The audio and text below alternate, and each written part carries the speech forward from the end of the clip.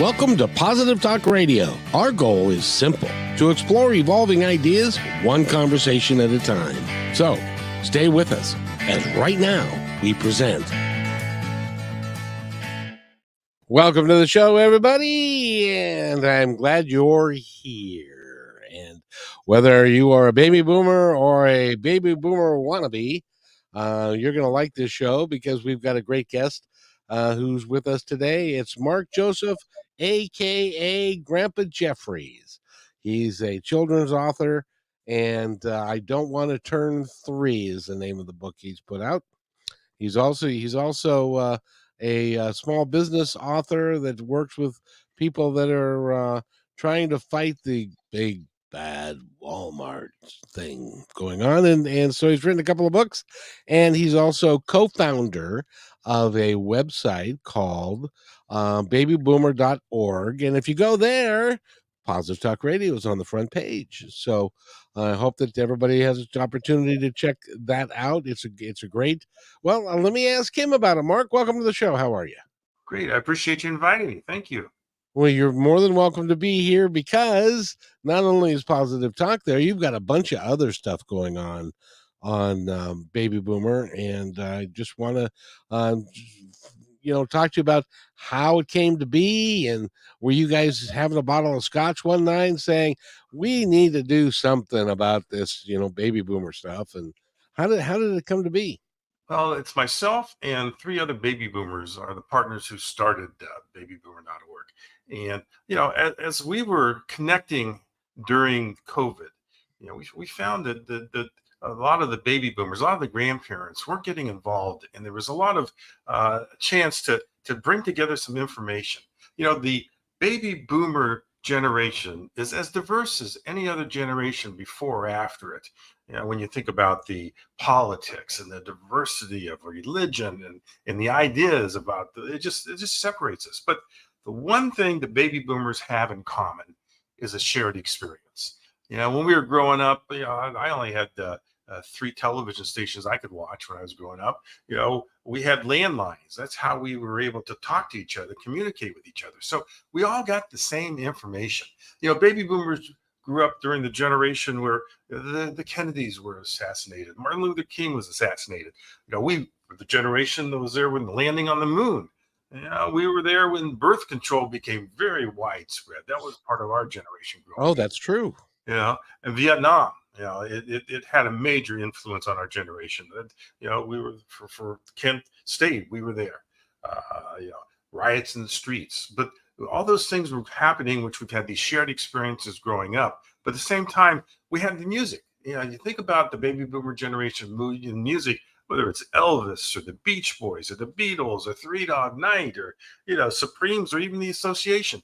These are musical groups of music that we all grew up on and we are still singing. I hear my wife singing it today. Some of these songs back from those days. With the movies, we grew up with the same movies. Butch Cassidy and the Sundance Kid.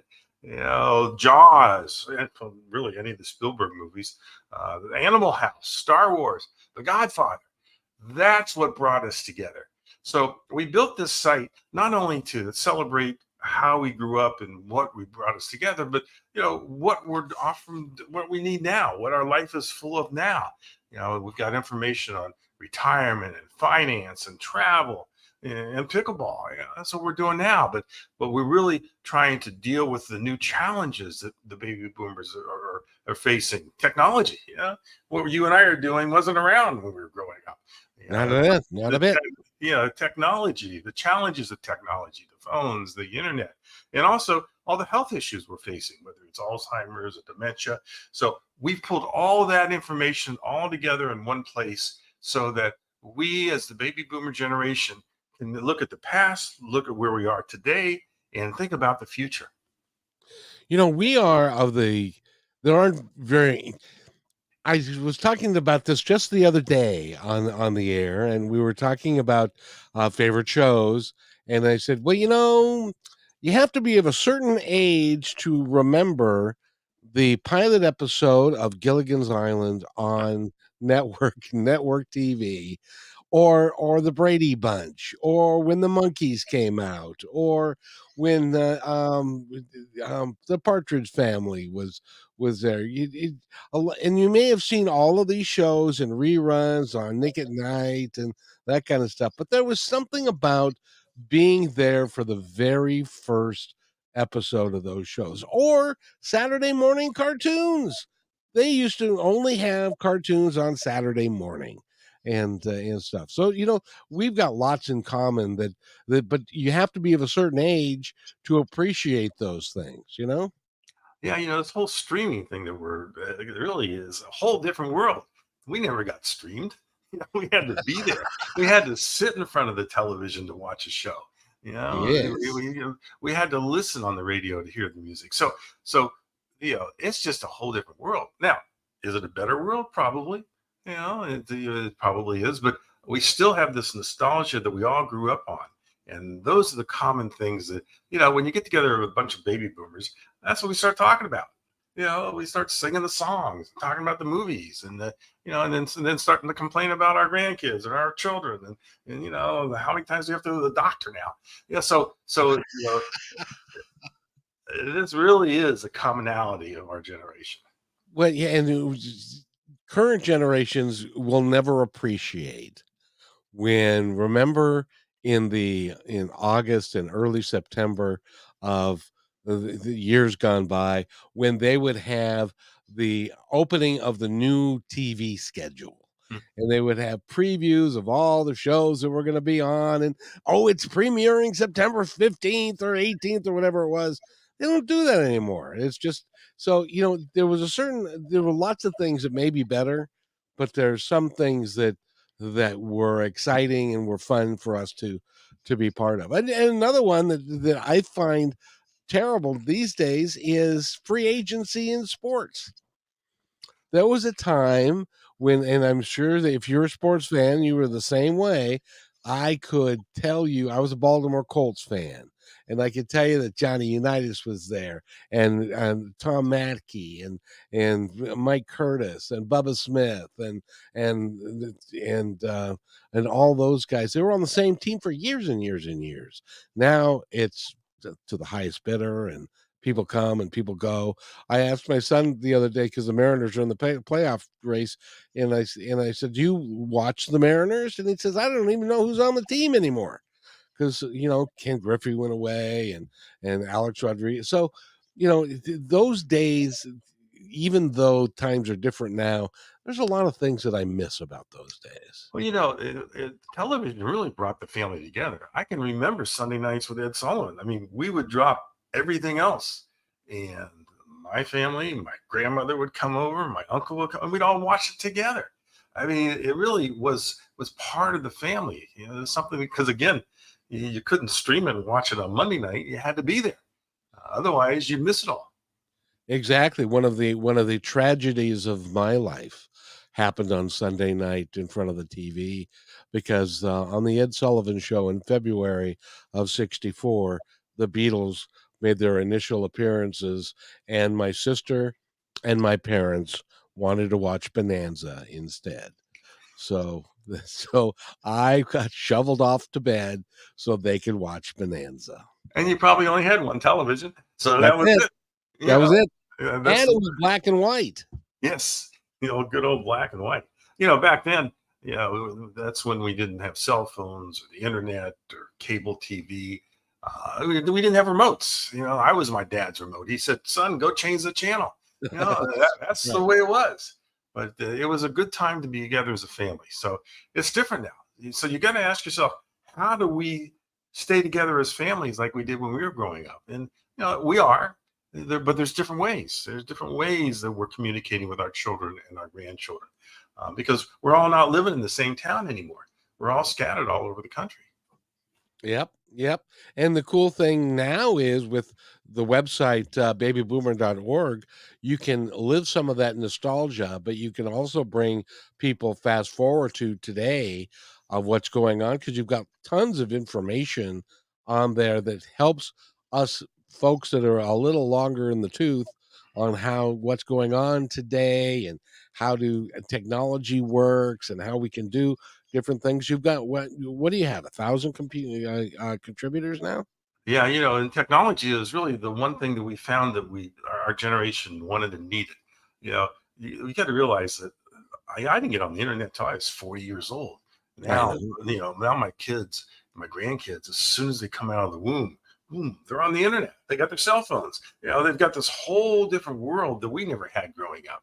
So, technology is something that our generation is a little bit behind of everyone. I can't tell you how many times I've asked my grandkids to show me something on the phone or on the internet, just to explain it to me, though I know it better. So we've got the experts from our generation and younger generations that are teaching us. In fact, we have classes that people can take on on how to become smarter and savvier on the internet, because that's how we have to communicate with our families now. It's you would hope that you could pick up the phone and call them, but sometimes you have to text them. Sometimes there's other ways you got to get a hold of them, and so we got to keep up with that, and so we've got to make sure we're on top of that, so that we can communicate with our grandkids as if we were there with them. It's an amazing thing the way technology is able to, because people are so, you're right, they're spread out all over everywhere, but we can get together on a Zoom call. And it's real easy for even us old folks to understand how Zoom works and to get on a Zoom call. And then we can see the grandkids as they're growing up and to really get involved with the fabric of each other's families. Well, let me tell you something that happened to us, and I'm sure your listeners can probably come up with their own ways to do the same thing with technology. We had one of the reasons that I wrote my book, I Don't Want to Turn Three, is I had the opportunity to have all six of my grandkids during COVID in my house for 6 weeks because there wasn't anything else to do. So they all came home for a while, which gave us a chance really to get to know them and grow. But two of my kids had to go back to Austin, Texas, and two of my grandkids had to go back to Orlando, Florida. So, when kids are 2, 3, 4, 5, 6 years old, you know, they don't pick up the phone and call you. You hope so, but you're not top of mind. They're living for the immediate what's going on. So, how do you communicate? How do you remember who they are? So, in our particular case, we learned very early on that these 2, 3, 4, 5, 6 year old kids, they love dinosaurs. It's like Oh, their language. They can, I mean, my 3 year old, they can pronounce these big long names of these dinosaurs. They can tell me, if they meet, who they fight with. Yeah, I know dinosaurs as small, medium, and large. They can tell me everything that's going on. It's their language. It's the little kids' language that they all can relate to. In fact, I had a couple of my grandkids last weekend. I took them over to the park, and they ran into kids around their same age. Within 3 minutes, they were all talking dinosaurs. It's the language of little kids. So we decided that we've got to be able to talk in their language. So what we did once our kids left our house, went back to their normal things, is we figured out, how do we get into the routine? The routine of most kids today are, they take their bath, they read a book, they go to bed. So how can we become part of that so that they don't forget who we are? So we had half a dozen dinosaurs that we keep around our house, and they all know them because they all were playing with them for a while. So we decided that every night we would put the dinosaurs doing something different. So one night they were in the refrigerator eating. The next night they were by the sink helping grandma wash dishes. The next night they were playing the piano. The next night they were walking up the steps. So we had 50 different nights where the dinosaurs were doing something different around our house, because the kids were here, so they understood what our house looks like, what our yard looked like, and so that they could relate. So what happened to us, because we were able to figure this out, is we became part of the routine. When with the little kids, they take their bath and then they would read their book, and then they would say to their mom and dad, "What are the dinosaurs doing tonight? Let's call Gramps." So they would call my wife's iPhone. We get on FaceTime, and they wouldn't even ask. They said, "Where's Gramps? Where's Gramps? What are the dinosaurs doing tonight?" And so that's how we communicated and kept in touch with these kids who, because when I was growing up, my grandmother lived a couple blocks away. My uncle lived up the street. That's how we communicated. You don't do that anymore. You got to do it through exactly what you're talking about, through Zoom calls, through FaceTime. And so I just urge anyone listening that I'm sure they can have a way to communicate with these little kids, because it's important. it's important for us as the elder generation to still be in lives of these kids to help them grow up and be better. I couldn't agree more, and also to get the benefit of okay, I know some people say, "Ah, come on, you're just old." But we've got a wealth of experience that we've gained over our lifetime that we can impart upon, younger kids and even, heaven forbid, our grown-up kids who tend to think of us as, "Oh, they're old." But, all of us have got life experience, and they can utilize that if we can get together enough to be part of that, and when you're in different cities, it's really hard to do, but technology's helping with that. Yeah, when you think about it, every decade that we get older, we learn more because we make a lot more mistakes. And so as you make these mistakes, you start to learn more. And by the time you're 50, 60, 7 years old, you've made enough mistakes that you really know a lot of stuff because you've learned from them. And so it's one of our jobs as the elders to pass that on. Again, these little kids, they come out of the womb, they're on the internet, they've got all these great technologies. This is the smartest generation this country has ever produced. And it's being fueled by them being able to be educated while they're so young. And then it's up to us as the elders to balance that and give them out, teach them how to go out and play, teach them how to have fun, and we should be able to do that and communicate with that and let them know about our knowledge. Try to save them some of the heartache we had to go through as kids by what we have learned. So you're absolutely right. We may be getting older, but we are getting wiser. Well, and the fun thing is too, the reality is we're not gonna be around forever. And we're gonna hopefully we're gonna be gone long before our grandchildren meet their demise and stuff. But it is great that we can leave them with some wonderful memories, like your dinosaur story. And you're going to leave your grandchildren with. They're going to sit around. Picture this, if you will. They're going to sit around one time at a dinner table, and the six of them are going to be there if they're all together, and they're going to start talking about. Remember when Gramps would do the dinosaur thing, and then that would lead to another story about you and your wife and what you've done, and so you're taking the grandparent thing seriously, and that's really is important, and that the babyboomer.org helps people with that and to understand a little bit about that because it's great that you're going to be remembered by your family and then the grandkids and their kids. And so your memory will go on and on. Well, think about it. Think about what do you remember from your grandparents? Do you have things that still get to you that help you just in day out living? Oh, sure. Oh, sure. I had a favorite grandmother, and my kids know about her. Never met her. She'd passed away before they became aware, and I've got lots of stories about her and my grandpa and my other grandpa and stuff. So they're aware of these people, but they're coming from me.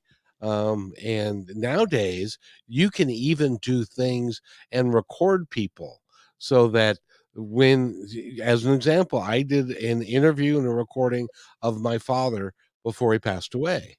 So we actually played him telling a story in his voice at his memorial service. And we can do things like that today. Yeah, I mean that's the beauty of why this generation in our society is just getting better because we can do that. And before we just may have had pictures. So I Yeah. commend you on that. Well, and you are going to be a legacy and a legend in your family forever because of things like this podcast. This is going to be up forever. So they can put it in, and the grandchildren are a little older. I have to tell you, my sister took her her kids to the ocean and they had nothing to do and nothing was on TV. So they played one of my podcasts. And one of the 10-year-old girl said, Kevin's on TV. And it gives us it gives them a whole different perspective of the people that we are. Well, but the sad thing, and one of the reasons we created babyboomer.org is because too many grandparents just really don't care about their grandkids. There's a study done by Sharon and Furstenberg that says that 30% means one out of every three of us. If there were three of us sitting here, one of us really wouldn't have an interest. They're called remote grandparents. They may show up at a birthday party or come at Christmas, but they don't really get involved with their grandkids' lives. The philosophy of a third of us is, hey, I raise great kids. Let them raise their children because I'm going to go play pickleball. Yeah, so we that's one of the reasons we started babyboomer.org is because there's just so many of us that are not involved in passing that knowledge on that we're talking about influencing this greatest generation. And that's got to be all of our legacy is, what can we do to make this newest generation much better than we ever were? Yeah, you're doing it through babyboomer.org to give information to grandparents on how to communicate better with their kids and grandkids.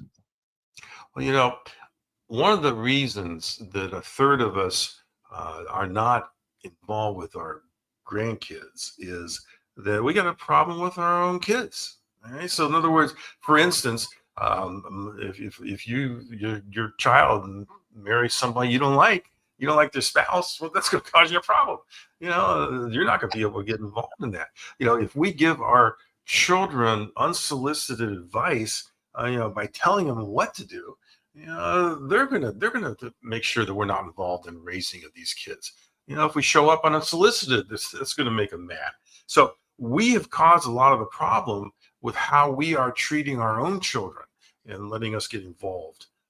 We're undermining the parents' authority by challenging, teaching them. They've got a certain way of raising kids, and their way they're raising kids are better than we ever raised kids. So we may question their values, that and their family structure, things like that. That's one of the things that pushes us away from these little kids. We may tend to play favorites. I got 6 grandkids. I've got a favorite, but I'm not going to tell you. I'm not even going to tell my wife because that's going to cause problems. But if that comes out, that's going to be an issue where we get pushed away. We may be manipulating one sibling against the other. We may influence them by giving them gifts and money. Our kids don't want us to do that. We, as we get older, may have an overall lack of empathy. We're tough guys and gals. We may not understand because I was with my grandkids a couple of days ago. They cry. You got to understand why. You got to have that empathy. Why are they crying? What caused that? A lot of us don't have that empathy. And then we ask them to comply with us, respect us, and that may not be the case. That turns them off too. So a lot of the issues are us, and we have to be introspective and figure out, okay, what do we need to do to get over some of these issues so that we can influence these little kids? Yeah, well, in a positive way, and not to well, it's like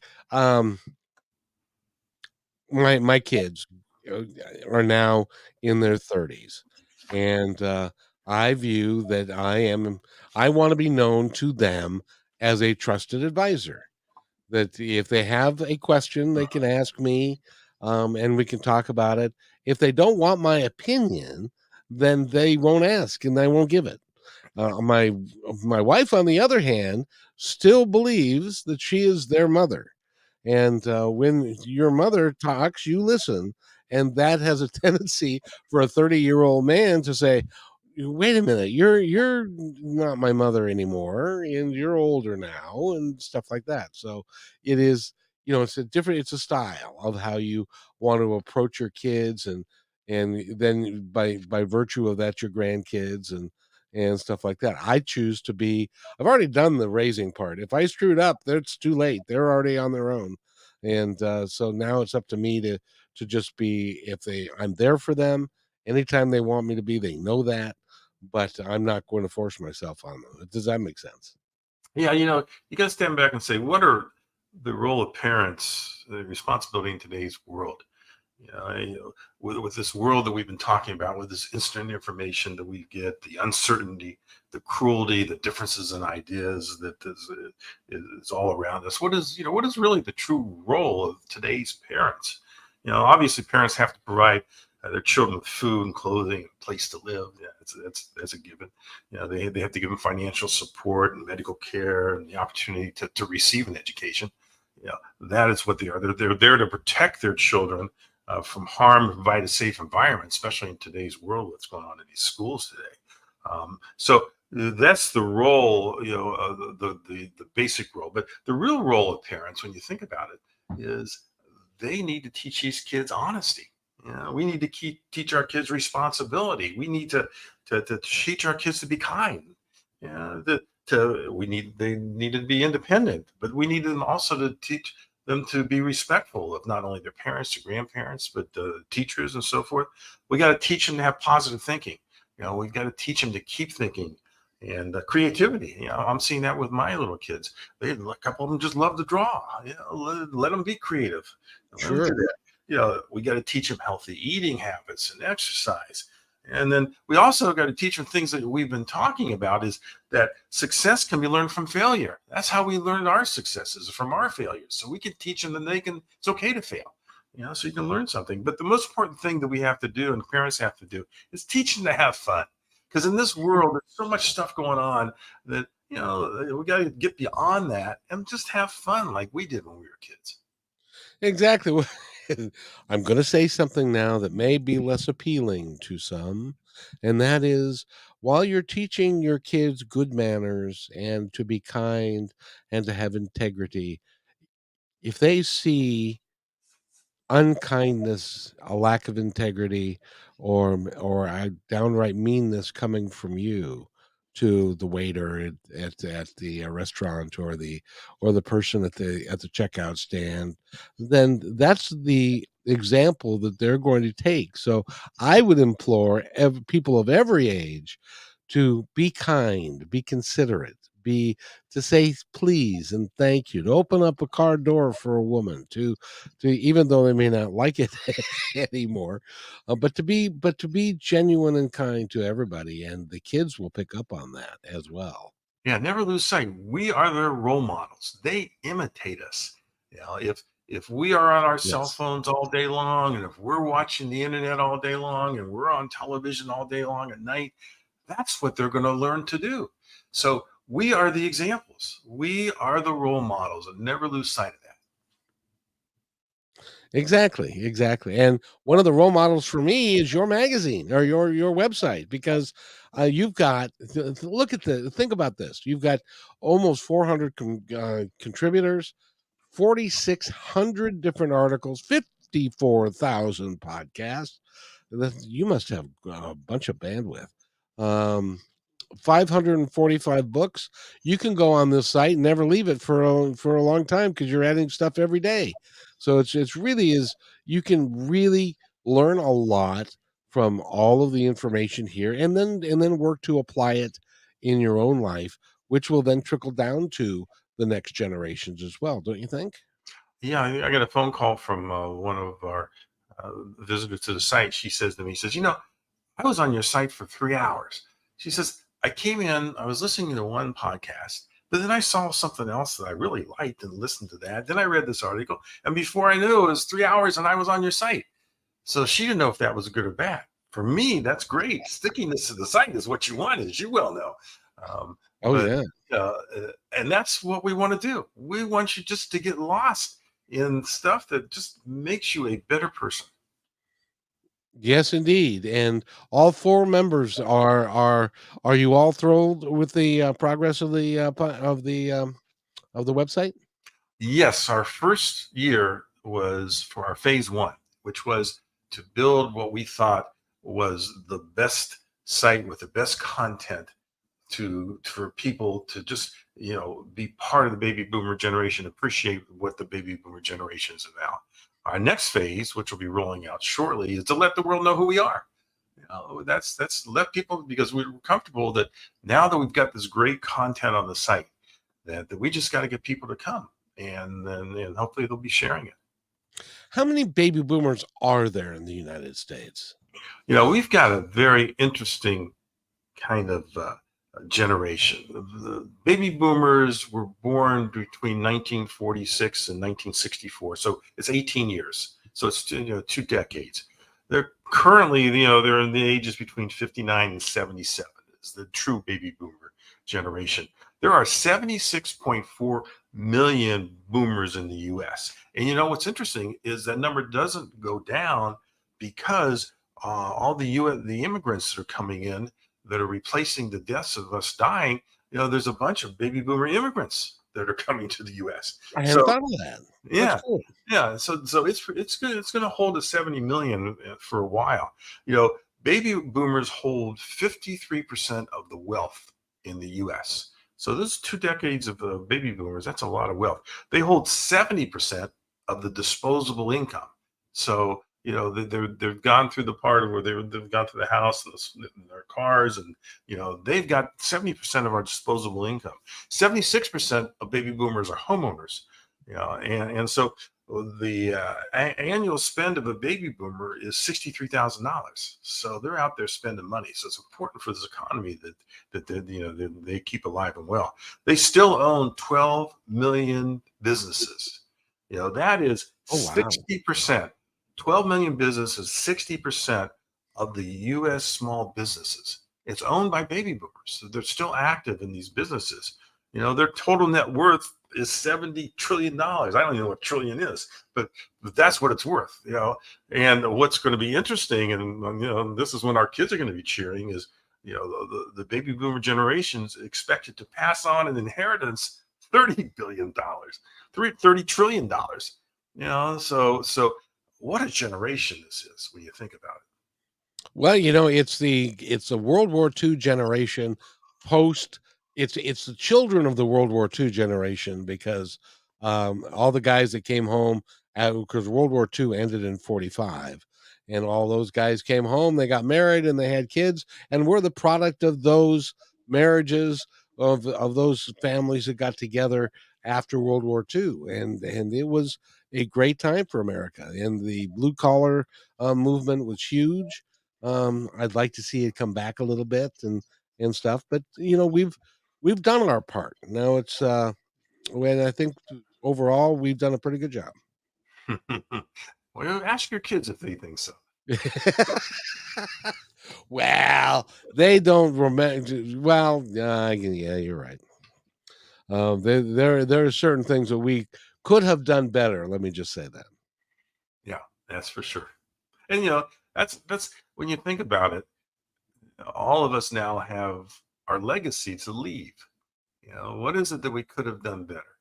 I when I was growing up in my 20s and my 30s, I didn't spend enough time with my family. I was so busy about, to get ahead and become, do my job and do, I didn't spend enough time. I regret that. Luckily the kids grew up okay and everything's fine. But I think maybe that's one of the reasons I'm so focused on grandkids now is I need to get back to them because I didn't give enough back to my kids. That was part of our generation, the competitive generation we were, the generation we wanted to get ahead, the generation we wanted to make more money. That was us. So we all have regrets, but this is the time now where we leave that legacy to make up for that kind of stuff. Yeah, I remember I had to go on the road because I could make more money going on the road and traveling and selling chicken across the country. I know that sounds like a weird thing to do, but I was a traveling chicken salesman for a period of time, and because I could get paid a little bit more money doing that, but it came to a day when I was at a Motel 6 in Siloam Springs, Arkansas, having room service from McDonald's, and I was talking to my wife, and she said, "I can't take this anymore. You've got to come home." So so I did that, but we all have to make sacrifices, and we did that willingly for our children. Do they? My kids have never really quite forgiven me for that. Where were you when this happened? Where were you? You were probably on the road, and but we did what we had to do, and at least that's what I tell myself. Well, the divorce rate in the 70s is 80 and 80s is twice what it is today. And so that was all Yeah. part of it too. Oh yeah.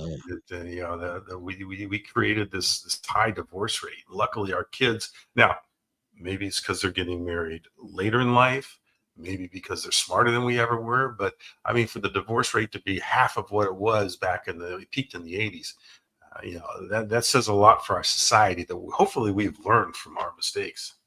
Yeah, it's interesting because I have a lot of contemporary friends that graduated from high school with me, and they got married right out of school, and then they got divorced, then they got married again, and then they got divorced again, and then they got married again, and so a lot of them have had 2 or 3 marriages, in the course of their lifetime because we didn't manage it correctly, and maybe that was why how we were raised or for whatever reason, but, divorce was, and it seemed to be kind of an easy fix. The earlier generation, nobody got divorced. It was taboo. You didn't, even if you weren't necessarily happy, you stayed together. But we're children of the 60s.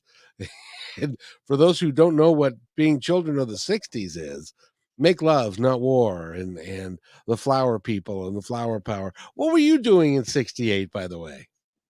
I was still in high school, so So you and I are about the same age. So it was so you watched from the sidelines all the flower power and Haight Ashbury and Woodstock and all of those, everything that was going on at that time. yeah. It was just a few years older than I was that was all happening. I mean, but we all had at that time we had draft numbers. We were ready to go to for the Vietnam War. I still remember my draft number was number 74. Did you have a draft number when you were growing up? I graduated in 75 and they had discontinued the draft and I never had to get a draft number. Yeah, I mean, when I was growing up in the late '60s, my number was 74. The year before that I was supposed to be called up, they called up to over 200.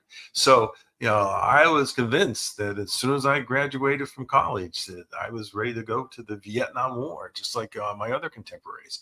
But that's when Nixon went ahead and he eliminated the draft. Yeah. Yeah, right then. Now the war. Now, what year did you graduate college? 74. Yeah, because Vietnam ended in 75, essentially, and that was a whole big change. But it's interesting. Do you remember the GI Joe? Oh, yeah, the little guy. Yeah, The little doll that yeah, yeah, in the sure. 60s, everybody had at least 1 or 2 or 3 GI Joes, and then during the Vietnam War, sales were so bad that they discontinued the GI Joe because the military was looked upon unfavorably. It's one of the stains on our generation or on our country in general is how we treated the Vietnam vet when they came back from the war. Yeah, and it's up to us now with the amount of homelessness going on today. It's up to us. We got to make up for that. Yeah. We got to make sure that because there are just so many of our generation that were forced into this war, and it's up to us now to take care of them. We have to. Yeah. 500,000 people fought in the war, and 58,000, I think, is the number, passed away in the war, and but so many people were injured mentally, due to that war, over time. So it was a real big deal, and I don't know if a lot of kids today remember. They don't remember it because they weren't there, but my memories of the Vietnam War were very vivid, especially the news. They would show the casualty reports for each day and how many people were wounded and killed and stuff. Do you remember that? Yeah, it goes again back to we had three television stations, and they all just kept telling us the news, and that's how we got our news. There wasn't any other streaming service, so if we wanted to turn on the television, we knew about Vietnam. Well, now help me here because I remember, of course, Walter Cronkite was on CBS News. And was it Huntley and Brinkley Yeah, yeah, on you're right. NBC? Yeah, And you're was right. it Peter Jennings on Channel 4 or on ABC? Yeah, I mean, they were. It was all male. And it was all, it was all Vietnam all the time. So we had to know about it. Yes, and we got their viewpoint when hopefully but even the viewpoints that they had about Vietnam turned out years later to not really be true, what they were telling us at the time, if you remember. Yeah, so hopefully that taught our military what not to do in all the wars coming up. And so it looked Hopefully. like it did. It did because we haven't lost 50,000 anymore, 58,000 again. Yeah. So hopefully we are, hopefully we've learned from history. That's a big deal. And because we're still here, the 70 million of us, we have got a political voice that we can use for good for our country, moving forward, don't you think? Yeah, so why do you think we're not? Yeah, I I mean, the government's going to shut down here this weekend. I mean, uh, what did we do wrong to allow that to happen? Why haven't we learned from these 60s and 70 years of being here in the United States to make sure that doesn't happen? I don't know. And every time it happens, nothing good comes of it. And then I don't know. I don't know. What do you think? What's your opinion? Yeah, it's time for a younger generation to start running this country. Because I mean, look at everyone, all the older senators and so forth. They've gone through the same thing we have. They've learned the same thing we've learned. You would think that they would stand up and say, "We can't do this again. We have to move forward as a united country. We have to get along. We have to do this." So, if because the baby boomers are the generation, running the country now, it's time for us to step aside. Let's get some of these younger people in, and maybe they will change the direction because it, I don't think anybody's happy with the direction we're going right now. I would venture to guess you're right because it's not, and plus the fact that I have always been appreciative of the service that uh, Joe Biden has given the country as a senator and a vice president. But quite frankly, he should not run again. He should step aside. He's too old. He's too far removed, and we need young, vibrant people who can revitalize. The different. You remember. You're old enough to remember John Kennedy. Oh, unbelievable! Absolutely, yes. And the difference between what John Kennedy brought to the office and some of the subsequent presidents, it's undeniable and it's real because he was young. He was in his he had young kids that were crawling around the Oval Office and stuff. And that's we need young, vibrant leadership again, I think. Yeah, you're absolutely right. And the other thing that's been bothering me a lot lately is that, you know, the, there is a void of teachers in this country. Yes, sir. It is, the Washington Post studied 37 states this year, and those 37 states are short 49,000 teachers. So that means our kids are going into these schools with with empty teachers, empty classes. And you got to say to yourself, what is causing this shortage in such an honorable profession?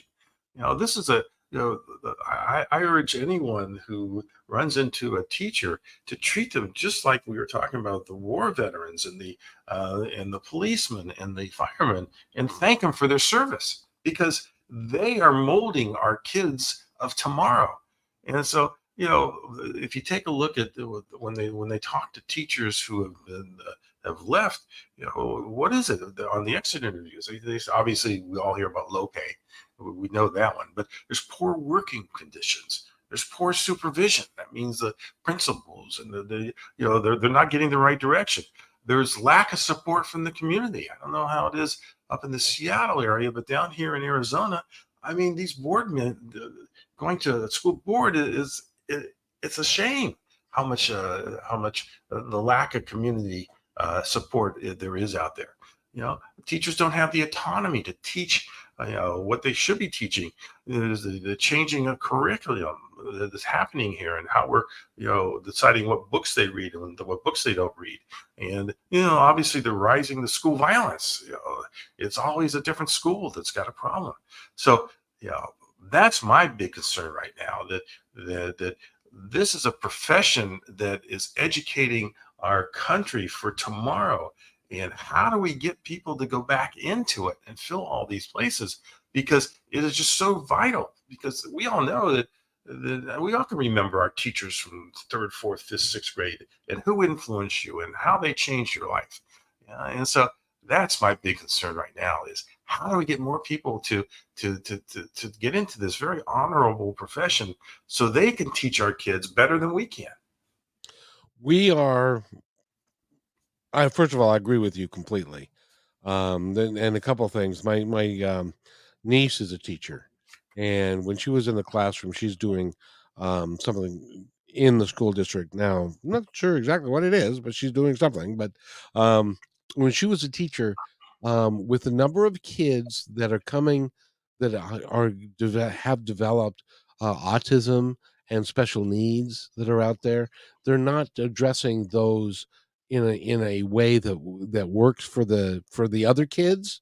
So teachers spend an inordinate amount of time trying just to deal with the misbehaving kids because of their dysfunction of whatever it is. And so the kids aren't getting they've got too many kids in the classroom. They've got and they've got disabled kids that are taking up so much of their time. And I'm a sports fan, Mark. I'm embarrassed to say that I'm a sports fan. Um, there is a quarterback that used to be in Seattle who's now in Denver, and he's getting paid $250 million to play quarterback, and we can't give teachers a raise. Something's wrong with our country. And that's the team that had 70 points scored on them last weekend. Yeah. Is that the one you're talking about? Yeah, that's what that's what I'm talking about. Yeah. And of course, they brought in the quarterback, and they've got a new coach, and it's going to be great, and we're going to do. And they get hung up on 70 points. It's just amazing to me. You're absolutely right. We've got to view this differently. We've got to treat them differently, because they are really the ones that are influencing our kids during the day. By the time we get them at nighttime, the kids are already tired. So you're absolutely right. We've got to figure that out. We have, as a country, have got to. We've got some. And this is one of the reasons why I support babyboomer.org, and I support the work that you're doing, is because as a baby boomer myself, and there's 70 million of us, we still can make an impact at the ballot box, and we can make an impact in our country, and bring it together in a positive way. Um, You so I know, hope that we do that. And I we agree. we all got to figure out how we're giving back. Now, and this is just me. I happen to be a substitute teacher in the local high school and middle school here, so I'm So you experiencing. know. Yeah, I'm seeing these classrooms right up close. I'm seeing exactly what you talked about with the mixing the kids together, and how do you keep discipline and all that. So you're absolutely right. We have got to make sure that we take care of these teachers, because that's the future. They can, yeah, and well, I know growing up, I'm sure I did, I'm sure you did. You have a favorite teacher that imprinted you in a positive way, and you've kinda carried that with you wherever you go, and I had several of those, and coaches, and important people in my life as well. Well, So, when you think about it, there can be nothing that beats the moment when a student who's been struggling with a concept, gets it. The sight of joy when it kind of clicks in for them, and they truly celebrate that accomplishment. There is nothing like that from a teaching standpoint, that the kid actually gets it. It's one of the greatest rewards in teaching, as it is one of the greatest rewards in being a parent or grandparent, to see that something you did or taught, and all of a sudden it clicks in and they get it. you can't ask for a better feeling than that. Yep. And as a teacher, you're going to have people that are going to come to you years from now, when you're just in middle age. People are going to come to you and say, I remember when you came and taught at our school, and you really had an impact on me in a real positive way. I can't think of anything more that's better than that, other than your grandkids saying that too. Yeah, absolutely. And so I really wish you well. I'm glad the website's doing as well as it is. Thank you for putting Positive Talk on there. We really appreciate having our our podcast there, as well as some really, really talented people.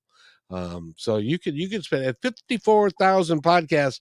You could get on that site and never leave again for the rest of your time, because you're growing them in a huge way, and the books and the articles and all of that. It's a great place to go. So go to babyboomer.org. And if somebody wants to get a hold of you, well, I know that you've got ways for people to get a hold of you too. Oh, absolutely. Just you can email me at grampsjeffrey@gmail.com or Mark, MARC, at babyboomer.org. You can find my books on Amazon, or I've got my own website, grampsjeffrey.com. And I Don't Want to Turn 3. It's the name of the book with the number 3 on it.